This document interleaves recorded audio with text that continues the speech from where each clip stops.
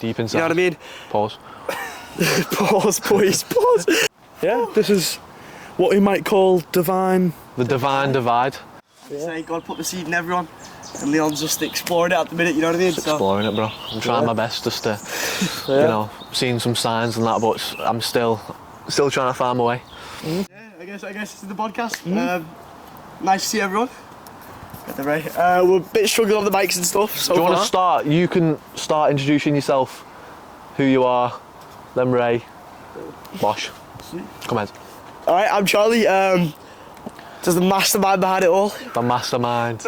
I'm not really. Right. Yeah, basically just converted to Christianity 6 months ago. The whole podcast is about debating like theological, deep. We go deep every single time. Deep inside. You know what I mean? Pause. Pause, boys, pause. But yeah, I'm like the energy. I'm the energy. We're all energy. We are all energy, We're all but energy. like I'm like the hypest one. Yeah. Bit of ADHD, and that's it, boys. All right, Come on, Ray. Ray. Sweet, I'm Ray. I've recently just converted to Christianity with my boy here. Sheesh. Yeah.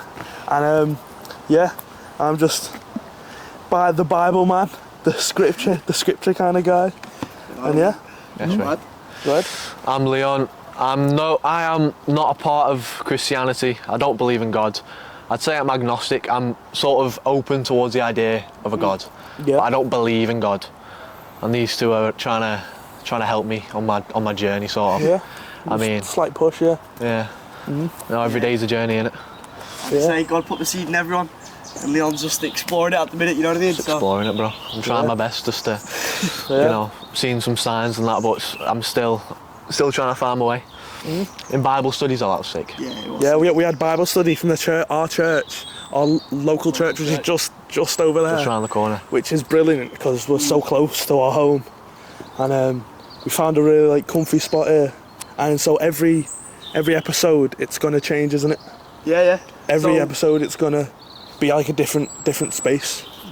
There you go. So the purpose of the podcast is just talk deep, like theologically about God, the creation of the universe, basically any topic that we find like specifically interesting, and then we move locations every time. So unfortunately, the setting that we're in right now is gonna die, but you know We might come back here in the future. might come back. here. Yeah, But I feel like changing the setting every time makes it a lot more interesting. yeah. Makes it like where they're going to be next, you know what I mean? Exactly. Where are so we going to be next? people can come out and see us, and we can also get the public involved. Exactly. So the whole premise is that we want people to come up and offer their views, because obviously debate is like the best thing in the world, I think. Of course. Yeah. So if people walk past, say we're in Liverpool, or you know, say we're in the church, in the gym, someone comes past, they want to speak, Yeah. let them have their say. Let them have their time. You know Let what them I have mean? their Yeah. time.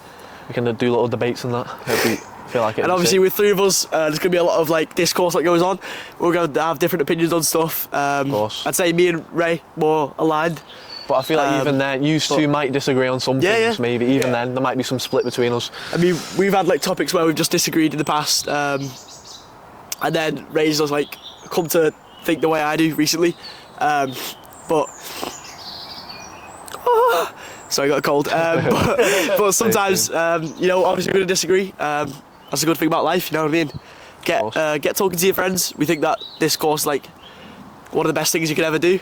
Speak to your mates, get them open to speak about life and thinking about the afterlife. It's not even about the views, is it? It's not even about how many people come and watch it. Obviously, I'd love for people to see what we talk about. It's more about our knowledge as well. And gaining our knowledge and also our relationship together, innit? Yeah. That's what it's about, bro. That's what I So, think. yeah, Of course. it's about just growing in faith. All three of us, even though some of us aren't into the faith properly, but Yeah. I feel like that's what would make it so special, though. Like, you know, Yeah. the debates that we're having. That. I honestly think Leon's like input is like really valuable, because he is an atheist, or an agnostic, Yeah. he's going to see it from a different perspective as we will. So to have him here, it's going to like shine light on all the debate topics and stuff. I think that'd be really cool. And then when someone else sits down, most likely going to be agnostic or atheist, aren't they? So yeah, it'd be really interesting. Most likely. We sit though, if you get in Liverpool, do you know those guys that preach on the. You always go up to them. You always say, what are they called? Pastor Emmanuel. We'll get them. We go up to them, like, say, do you mind being on this podcast and then Yeah. having a chat with that'd be boss. Sitting them down next to us and like, that'd be boss. We got big plans for the podcast. Hopefully we get some like really cool guests on. Yeah. We've been thinking like Cliff next if that ever happens, That is a dream, but or Connectly, however you say it. But yeah, we're gonna be going around in public, so everyone's gonna be a guest. We're gonna have like loads of people here. Yeah, big plans for the future.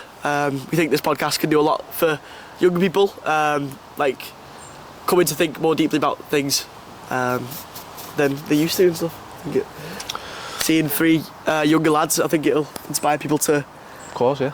talk a bit more. You know what I mean? Do we wanna start on a topic? Do you wanna Sure. Genesis or the creation or creation story's hard. crispy topic? Would be good. Yeah, it depends on news. I mean, I'm game for anything. You know what I mean? I feel like it's fitting to start at the start of the podcast.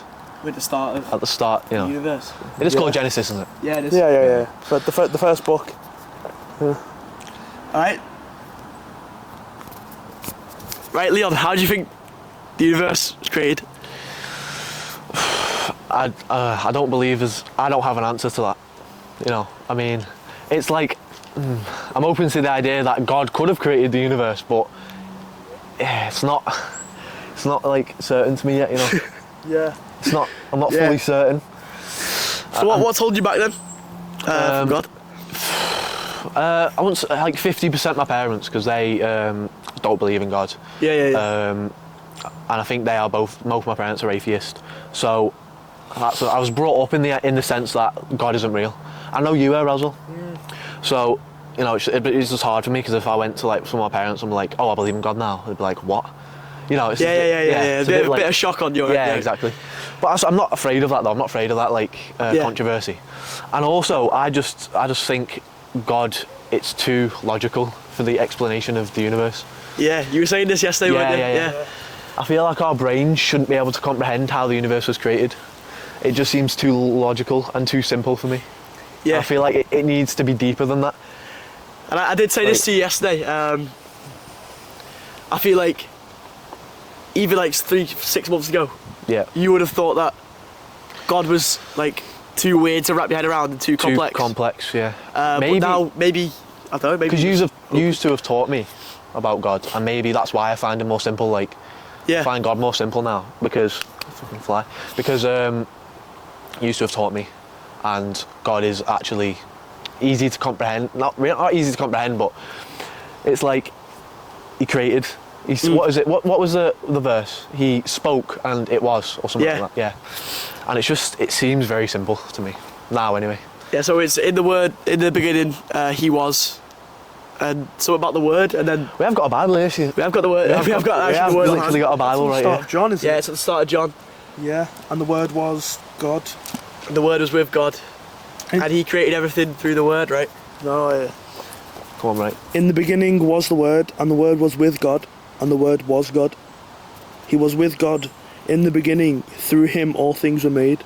Without him nothing was made that has been made. In him was life, and that life was the light of all mankind. The light shines in the darkness, and the darkness has not overcome it. And that is John 1 till verse 5. Yeah. So I always think about the creation story like almost like God's like a game developer. You know, I don't know if you ever use like Unity or anything, Unity, yeah. or Unity. like DaVinci Resolve, or like any editing thing. You just drag and drop onto something. Do you think that's what he was doing? I Like, just always dragging and dropping? imagine it as like he just substantiates thing, and he has a plan for everything. And yesterday we were discussing like evolution, weren't we? Yeah, Which yeah. I think is like really interesting how it ties into Christianity and. the How does it Christian tie story. into? How does it tie into it again? If you recap on that, like. So, obviously, you're speaking to the Karen from Chester, weren't Yeah, we? yeah, she was lovely. And she basically said that evolution does not contradict Christianity because it's the means by which God gets the end result. So, He always planned for there to be humans, and slowly we evolved through time, through natural selection. And she said that evolution itself doesn't have the capacity to like change species into other species. Yeah. But it has the like natural selection and like survival of the fittest type things ends up getting us there. Ends up getting monkeys to humans, and then obviously God, we believe, me and Ray, that God came down as a human. So Jesus. Yeah, as Jesus. That's Jesus, yeah. And that, yeah, he blessed us all, only humans. So I believe personally that humans are made in the image of God, and that we've all got, we got blessed by God. We're the only animals that can comprehend it almost. So, Ray, what's your opinions on like evolution, how it ties into? Because you were talking about this as the Bible studies, weren't we? Yeah. So Karen Yep. from All Saints, which is a church not far from here. She was biologist. Yeah. Yeah. Biologist all the way. And she was saying things about how it's not like cross species, isn't it? So I asked the question, does evolution have the capacity to change things across species? And Karen is a biologist, local biologist who works at the All Saints Church in Runcorn, where we live. She basically said natural selection only has the capacity to do that. So let's say like a giraffe died because it didn't have the length of like neck to reach an apple. That over time, enough of that creates a completely different species, which I found really interesting. But yeah, obviously, if anyone in the comments has got any like opinions on evolution, we'd love to hear them, because it's any comment that you'd have. Yeah. Anyone at all. Because we're very open to the topic of evolution, because obviously none of us are biologists. I have a question on that though. So evolution, you say that it switches species. Would you say that it was God's intent to have this process of evolution, or would you say that it just occurs? Yeah, so You know. apparently when Darwin first came up with the idea, there was, I think it was another scientist, I can't remember his name, who basically counteracted it and said it doesn't actually matter to the creation story. Yeah. It's just the method by which God ended up at humans, which is the design created. Yeah, okay. So we were made in the image of God, but obviously he's got his own methods and means to stuff. Just like I think that consciousness is expressed through the brain, I think that humans are expressed over evolution over time. So the end result was like the idea was always there for humans. Just evolution got us there essentially. Onto consciousness as well. Oh, sticky boys. Consciousness. I don't want to get too deep into things on the first episode, you know, but I just feel like it's just anyway. Consciousness. Where do you think it comes from, both of you? Just where do you think consciousness originates from? Do you think it's within within the brain, biologically, or do you think it's from where God comes from, or where God is? Sorry. Where do you think consciousness comes from? And also free will, because that's the same sort of. Yeah. I mean, I think personally that consciousness comes from almost just like supernatural to your body, so it's like completely separate from your body, I think. Completely separate. So I think that the brain, I know people say like neural pathways make you think what you want to think, but I think that they're just the way by which your body tells your hands to move, your lips to lick your lips. And like etc. Like that, like it's the method by which your body acts and sends like signals to stuff. But I don't think that's where the thoughts don't come from the brain. I don't think the thoughts don't come from the brain. So you think they're sent from somewhere spiritually? I think I think soul. We could get a lot into the viability of like a soul. Yeah. But you see when people die of when they have like post-death experiences, I think that the fact that people can still live while being dead, I can still see things almost like dreams, but like physical. You like feel it. And even my dad has had he was sniffing glue one time and got so high off his mind that he like Steve, what's he doing? Went outside of his body and saw himself in the corner. Crazy times, right? But yeah, I think the fact that I never knew that could happen where you are brought out of your body almost. You see it happen all the time, like when people die in a hospital bed. Yeah. Come out of the body and can like go down the hallway and read a sign, Yeah. and then can recite what the sign says. I mean, Obviously, it's not like proof. maybe that's really, just but- because they've seen the sign before and the brain remembers. Because I think that it could possibly just be your brain. Like what the brain is capable of is more than we could ever know. Yeah, you see people, You know. people who say that's just the scattering of the brain when it dies. Yeah. But I think the fact that there's zero brain activity while you are like completely like flatlined. But when people are like shot back to life, or people die for literally like multiple days and then are brought back to life How? through science. Through science. How does that happen? Yeah, you see, I was reading. Right, I'm getting my source from YouTube comments, so it's probably not great. Yeah, that's not great. But I read like a testimony where someone died for 3 days. Huh. I was in the morgue. And then just like arose from the coffin or something.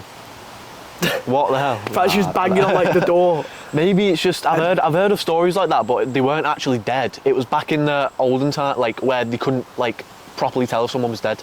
There wasn't hospitals or that kind of technology, so they'd assume that they're dead, and then the heart was beating that slow that they couldn't sense a pulse, and then they wake up like 3 days later, or like I don't know. Yeah. But that seems a bit wild. That, to be honest. But it just amazed me how that can happen in like. Obviously, I'm not like saying it's a viable story because I haven't got any facts or anything with it. But the fact that that can happen, or something similar to that, even if it's just for like a couple hours, people are dying. Because that's like decently common, to be fair. Yeah. People dying for like multiple hours, getting shocked back to life. The fact that their brains are still functioning, Yeah. I don't think makes any sense. So I feel like everything points to a soul, and I feel like free will is also a major aspect of that. But what do you think, Ray? Free will. I'll give you the truth. I'm not too knowledgeable on this topic. It's too in depth for me. I don't know about these two lads. These can go into it for hours and hours and hours. Mm-hmm. But me, I'm not that much knowledgeable. No, I don't go this deep on the topic of like consciousness and all How that. come though? Is it just like you feel like there's no need to, or? Partly, but it's the fact that what do you call it? I'm just not that. Yeah. I don't think I'm that knowledgeable to You delve into that as much as you don't think that deeply. Yeah. Yeah. That's understandable. I don't think that deeply. I think it's because Just a lack of knowledge. I don't, as well as that. Enough about it. Yeah, I don't think I can't go deep enough in this topic. I can go deep in like different topics, Ah, yeah. like say gospel, for example. Yeah. But when it comes to consciousness and Like, this guy's a scripture guy. And yeah, When you recited that thing, was it Psalm? Was it? Psalm 50. You just knew that was cold. That was cold. Karen brought up something. It was something that you said, wasn't it? Yeah, it was. None of them are good, not even one. And he knew the exact like passage it came from. So Psalm 53. 3, I think. I'll double check. Yeah, but he knew it off the top of his head. So he's like the scripture expert out of all of us. Yeah, verses I'm not great at. I couldn't tell you what verse it was from. But even I was impressed. I can tell you what Like- chapter and stuff it is. Let me find it now. Oh, that's 75. Psalm 60. Oh, It's so chilly, but it is chill, isn't it? Psalm 53. A fool says in his heart, there is no God. They are corrupt and their ways are vile. There is no one who does good. And then later on at verse 3, it says, everyone has turned away, all have become corrupt. There is no one who does good, not even one. So I think the emphasis and the repetition just emphasises that truly no one does good except Jesus, who is the good shepherd. So is that saying people who don't have faith in God are like corrupt? In his eyes, very corrupt, yeah. Fair enough. Fair. But it's a different standard, isn't it? Yeah. It's God's standard and this man-made standard that we've created. Yeah. Do you know what I mean? because if, let's say you were to say by atheistic standards that you were good or morally good, the complete different standards, aren't they? So God's standard is of sins. So obviously we know like major sins. We got murder, stealing, 7 deadly sins. yeah, Yeah. that type of stuff. So when someone perpetrates those sins, those are all like horrific abominations to God. It even says in the Bible. So if you're being judged on that standard, then no one is good. But if you're judging by, like, let's say your own standards, or like an atheistic standpoint, people may be good in your opinion. But I feel like God's standard is a truly like objective goodness. That I feel like if you follow His rules, no matter what, you will end up with either a better life or a really good life. Personally, that's what I think. Where do the standards come from? I know they come from God, but like, where do they originate from? I feel like a lot of that doesn't make sense. A lot of the like sins we see are just perversions of what God's given us. So if you look at love compared to lust, it's just taking love but twisting it into a darker sense, and I think people can take it too far. Where let's say they're dating someone just to have sex with them, or dating people just for the simple goal of just wanting to use them physically. And then you get people who don't consider like what's good in a partner, they just look at the outside perspective essentially. And eventually you got like sex slaves, you get pornography in the end, you get men becoming weak due to masturbation and stuff like that. And I think that's what I feel like that's our main problem with our society is the lust you see just all around you, especially as a teenage guy. It's hard to keep your head above the water, you know what I mean? On social media, it's bad. Yeah, it's really bad. Bad stuff. So even Leon, like, while he might not believe in this, could understand that, you know, the lust being pushed around us is not good. Yeah, but obviously I mean? some of the sins are terrible, like lust again. It's just it's not good for you. I do, like, I said this one time, didn't I? I said like the ways of the Bible and like the stuff that it teaches, I'd go along with that, you know. Yeah. But it's just the God part, and it came like all this stuff came from a higher power or from God. I feel like. See, my only problem with that is the teachings. Yeah, they are like I think the Bible's teachings are like second to none to any other book. But I think if you don't have the faith in the first place, I don't think you'll get the end result, which is sticking to the results, sticking to the law, abiding by the law, and like treating your neighbour with respect. Because I feel like if you don't have the Jesus part, your teachings come from nowhere, essentially, you know what I mean? If you don't believe that Jesus was God, then, or that you'll be punished for sins, etc. Or maybe that you're missing out on something like, let's say, heaven. If you don't think you're going to miss out on heaven for not following the law, then I feel like you have no grounds for disobeying the law. Do you guys see what I mean? Like, there's almost no consequence to breaking the law. Yeah, it's like there's no consequence, because you can say, "Oh, that teaching is good," but when it comes to it, you steer away from that because your flesh wants to, say, lust, for example. Your spirit doesn't want that. There's a difference between the flesh and the spirit, and And again, where do people even get the? So let's say Leon said that teaching was good. Where does he get the concept of good from? what I've been taught from society. So I feel like society, like if you're born into a society that says, you know, murdering's right. I don't know if there is probably societies like that, like tribal societies say that murder's right. You're gonna grow up believing that murder's right. Just as if you're born in a society that says murdering's wrong, you're gonna believe murdering's wrong. And I feel like it's just the way that you're brought up and the society that you're in. And it's just these morals in society come from just trying to keep society together. Right. Because the people who are higher up in society, the government, if the government said, yes, killing's right, people go around killing each other, the society would just collapse, right? And stealing, if people stole all the time, society would collapse. So I feel like it's a way of gluing us all together, keeping us all in one, and to make sure that the world keeps ticking. People go to the jobs, people, you know, do all that sort of stuff, people follow the rules, and people keep society together. That's what I think. Do you think that society's judgment of what's good and wrong, do you think it needs an objective view? Because we believe that God is the objective view, right? So I feel like if you just go with wherever the wind tells you to, almost, with society, But it's not... you can get like really dicey with it. So let's say you've got these people, let's say even in the LGBT community, Yeah. who are called MAPs, right? I don't know if you guys know this. Maps. They're called MAPs. Basically, they're called minor attracted persons, and they're trying to become part of the LGBTQ community.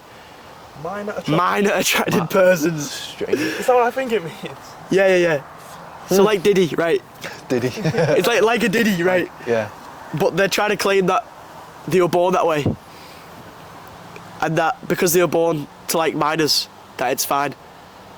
Which I feel like, if we keep accepting everything, we might get into a slippery slope of doing something like that with pedos, and then the moral standard just changes with the society. I feel like there has to be a objective, and I feel like a lot of the morals that built the West, that we know, come from Christianity, and I feel like with the decline of the morals, we're seeing like the decline of the Western civilization. I understand what you mean, but I feel like both, because obviously you have good morals and bad moral, like as in like the LGBTQ community. Yeah. Like that's accepted nowadays. I mean, I'm not saying that I don't accept those kind of people. Obviously, you don't accept the sin. Yeah. Yeah.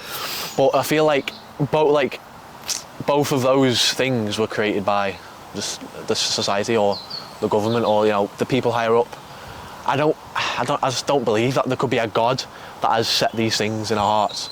I feel like we've just learned over time that what's right and wrong because of society, basically, and what the government or what the higher up people want us to think. Because I personally think in the Bible it says God has written his law onto all of our hearts, so I think that God's law is written to our hearts whether we believe in him or not. So when you see young children, they're still, even if they have no concept of God, or you see them even in tribes that have no concept of God, I feel like they would still understand that killing is wrong. You see some tribes where they like do sacrifices, but usually it's not just for the sheer sake of killing people. Usually it's for obviously idolizing like a god or something, that they kill their own people. I personally don't think that's right at all. I think it's like really bad, to be fair. But I feel like they even themselves know that stealing is wrong, and they feel guilty after perpetrating it. Murder's wrong. Then you get onto like sexual sins, which I don't know if people inherently know are wrong. There you go. Cheers. But yeah, I think the fact that people have inherent right and wrong and feel guilt about things, even without having ever read the law or even knowing about it, I think shows that God's law is written on all of our hearts. But it's open to use. Okay. What do you think? Because I feel like, I'll give you an example. Like I said before, if you have a baby, if you have a child, and that baby doesn't leave the house, or I mean, that's abusive, I know, but this is an example. This is an example. Yeah. Like the baby doesn't leave the house, and you teach that baby as it's growing up that these pair of shoes are God, and these pair of shoes created the universe, and you keep on telling that them the whole entire time that they're growing up. By the time they're even 2 years old, they're going to believe this pair of shoes is God, because you've implanted that in their mind. Like, you've implanted it in their mind. It's the same thing with like murdering's wrong. If you kill this person, that's wrong. If you tell that them the whole entire time that they're growing up, they're going to believe that, just as if you tell them murdering's right. The whole time they're growing up, if you keep on saying murdering's right, you can do this, that's right, then they're going to believe it's right. That's what I think. I think it's just, I don't know what the term is, but... Yeah, but you also have to take into reasoning. So there's a famous Christian guy who basically said there's 3 grounds to faith. One of them was reasoning.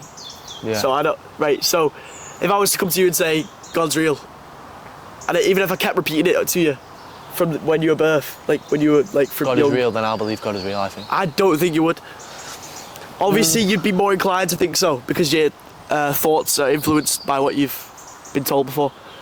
But I think that you would have to, when you grow up, you would debate those things. Yeah, exactly, because you're influenced by other things.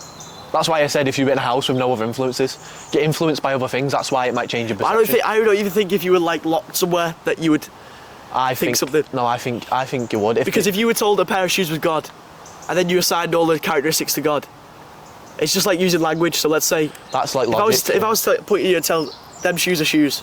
Yeah. And I told you them shoes were shoes the entire life, you believe they're shoes. Yeah. But if I was to say that those shoes are God, Yeah. you wouldn't believe me because I'd already assigned God has a meaning, right? So let's say the word God means that all powerful, all knowing, etc. And in my view, obviously, based on this, it means that they're all loving. Sent Jesus Christ down to die for us. If I put in a pair of shoes and said, and the baby like knew what that meant. So you're basically saying if you said to the baby those shoes are all powerful, all knowing, and have the characteristics. Then of God. when the baby gets older and knows what all powerful, all knowing, etc. means, Yeah. then they would obviously determine that wait, those shoes aren't all powerful, all knowing, all loving. And then it'd be like, you know what I mean? The baby would recognise at some point that those shoes aren't God. Because it's not logical. Yeah, basically. because it creates a logical fallacy. I have a counter for that. Go on. Santa. So you tell a child these reindeers with magical powder fly in the air. Right. And Santa, for 8 billion people, can carry 8 billion presents in the back of his sleigh, and it flies through the air, and he manages to drop gifts down the chimney for 8 billion people in the world, or 7 billion, however many children there are. And the child believes that until they're told by another influence, no, it's not. That's stupid. But obviously, even if you go to some 10-year-old children, they still believe Santa's real because they've been told that the whole time they're growing up.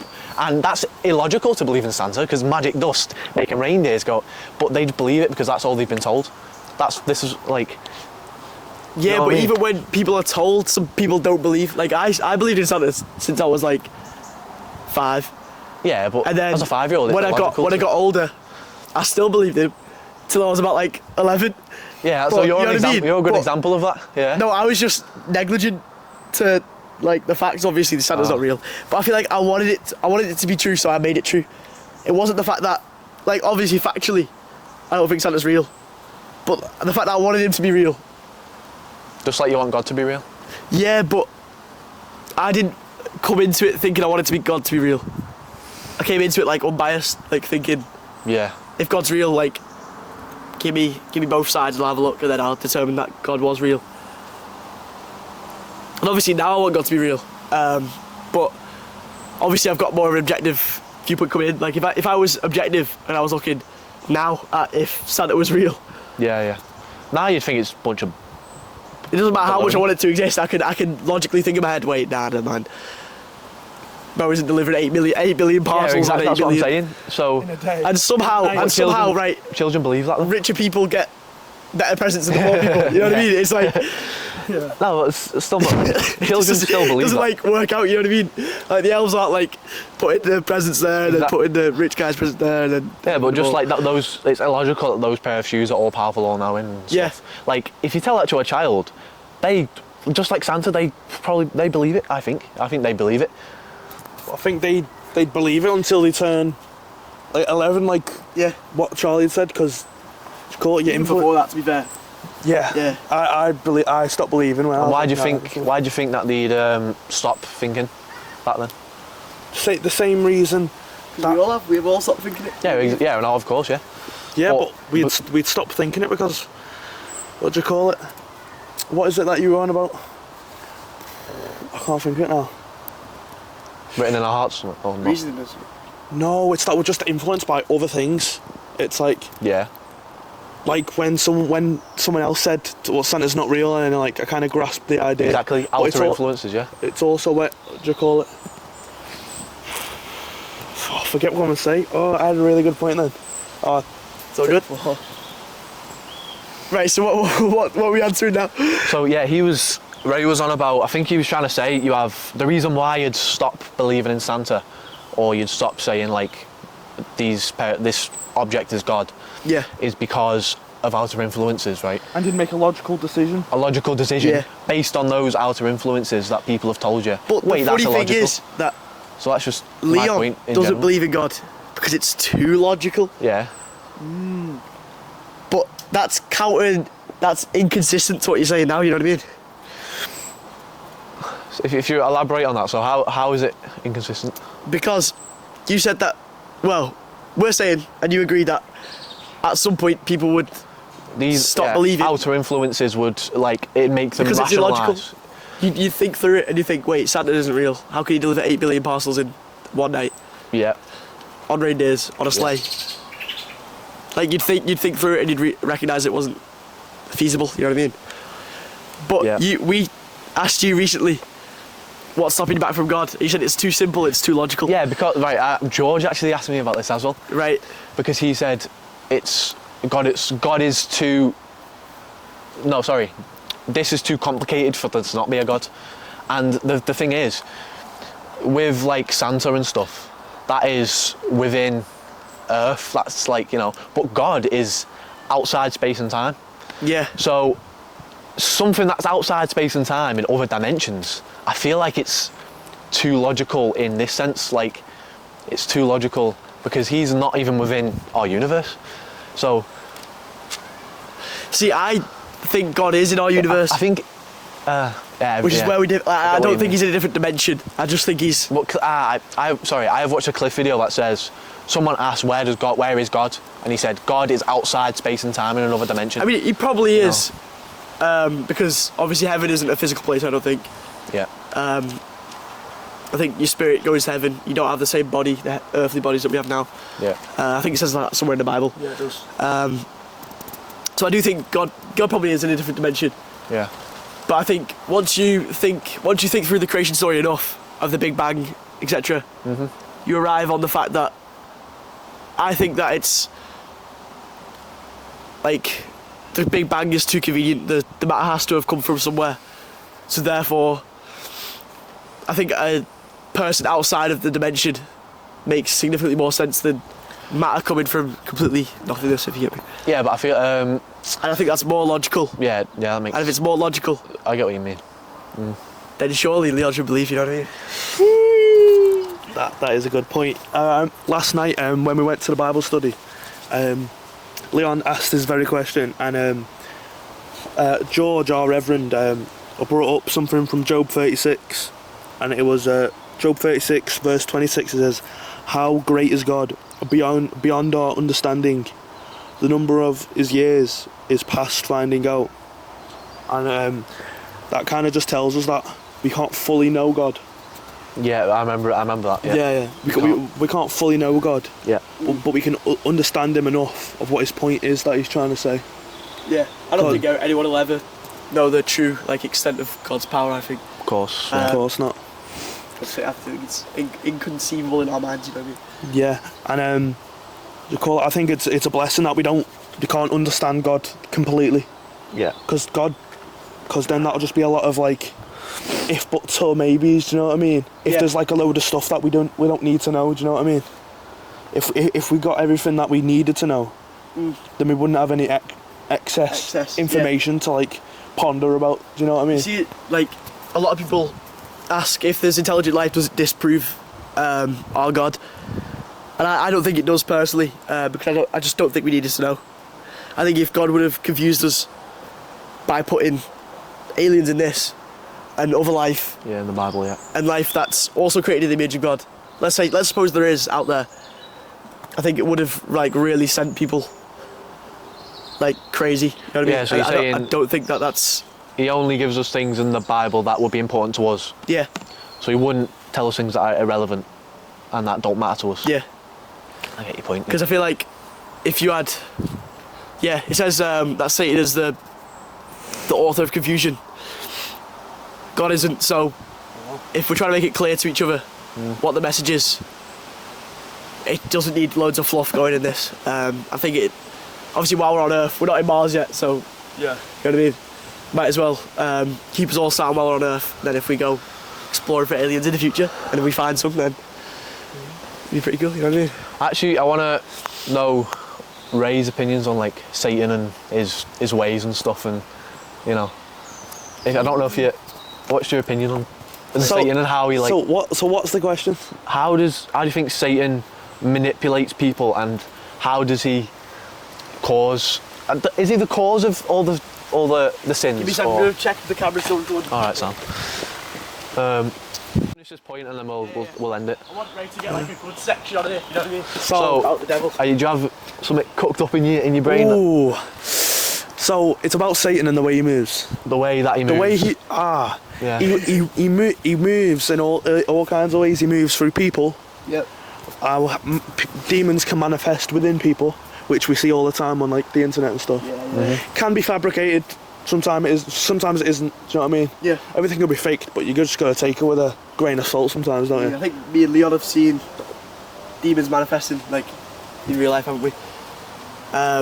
Briefly, just going to touch on this. I want Ray to finish his point, but we basically someone mocked God in front of us, and they were debating us about stuff while like doing subtle hits at us, essentially like jabs at me for believing in God.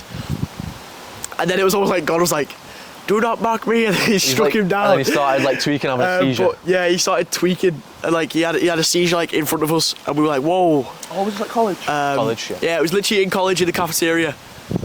Some guy just started Having a seizure. bugging, and I like used the name of Jesus about 4 times to rebuke the demon essentially, and it came out. So, you know what I mean. But anyway, back to what you were saying. Yeah. So Satan, I think Satan comes in the form of anything because he's the ruler of the world, isn't he? Yeah. Essentially, The ruler of... the prince of the power of the air. Yeah.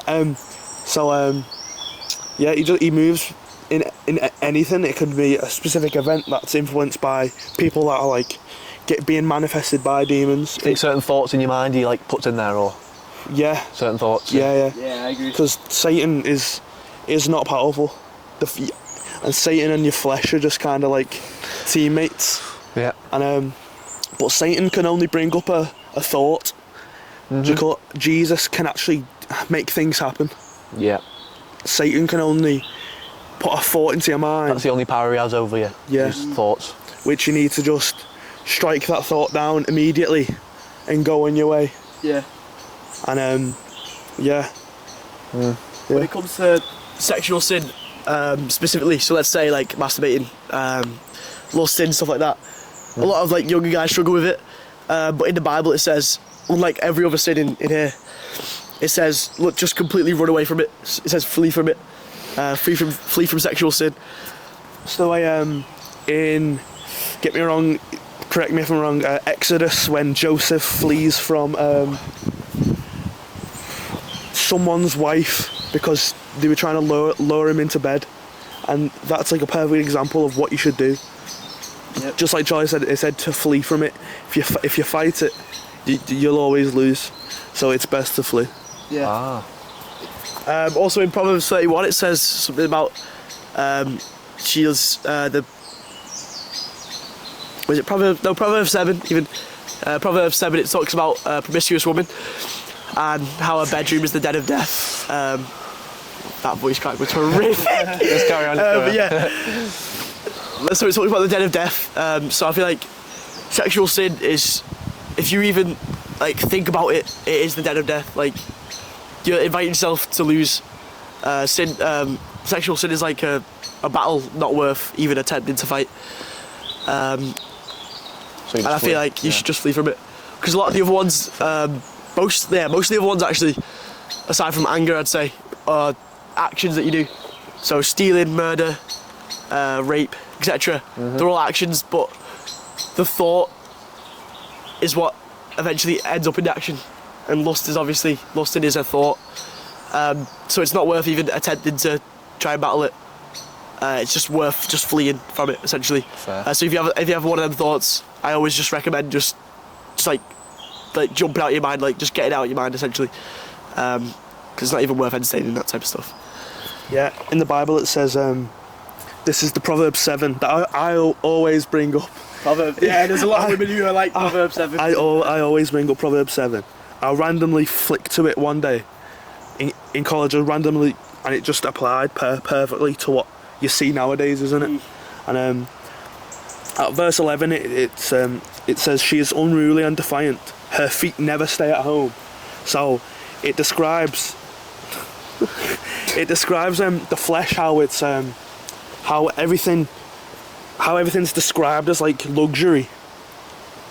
Do you know what I mean? Like later on it says I have covered my bed with coloured linens from Egypt. I have perfumed my bed with myrrh, aloes and cinnamon. So it describes like, these worldly pleasures which can seem enticing to the flesh. Yeah. But I seen something the other day. It said hell cannot look beautiful, so it makes luxury roads. Nice, yeah. And then it also ties into the path of righteousness is narrow. And the highway to hell is wide, you know what I mean? Yeah. So, getting back to like the devil and his ways and stuff, I feel like the devil could never create something on his own. I feel like he always has to twist whatever's good into whatever's bad. Yeah. So life he turns into death. Living with each other turns into murder. Giving he turns into stealing. Love to lust, etc. You've got just he cannot create something pure, so he just twists whatever's God's made and makes it worse. Essentially. Do you think that's why it's called Stairway to Heaven but Highway to Hell? Because the stairway is harder to get up. Hey, I never even thought of that. I think. Yeah, because obviously the highway's cool in it. Like you're chilling in the car going but fast. The stairway, you're going up the stairs like on the stair machine in the gym. Never ever thought about that. Yeah. Now you just bringing that up has made me. That's opened my mind. That. Yeah. What? That's really cool. Yeah. Wow. Because the stairs are hard to get up. Aren't Stairs. Yeah. Yeah. Of course. Wow. Yeah, highway to hell. Maybe for you, right, mate? Do you want to end it there, boys? Do you want to wrap it up? We'll end it there. It's been an awesome first episode. We've talked about like a lot of consciousness, touch a bit on creation. We probably could go deeper in it. To be fair, next time. We talked a bit on the devil, and his ways. Free will and consciousness. Yeah. Free will, consciousness, all that good stuff. Proverbs, very good book by the way. Read it, please. And yeah, it's been a really good first episode. Hopefully, we'll get some guests on here next time. Who knows where the next one's going to be though? Yeah. Who knows? Hey, find us out and about, and you might be able to get on. Yeah, but it's been awesome. Cheers from Charlie. Cheers from Ray. Cheers from Leon. And also, we got very, very good plans for the future. Got some special guests, got some more mates. Yeah. Yeah. Join guys. Yeah, we got some good mates that can come over who are also Christian. We've also got some atheist friends that we'd love to invite on. Oh, and, yeah. Go really deep.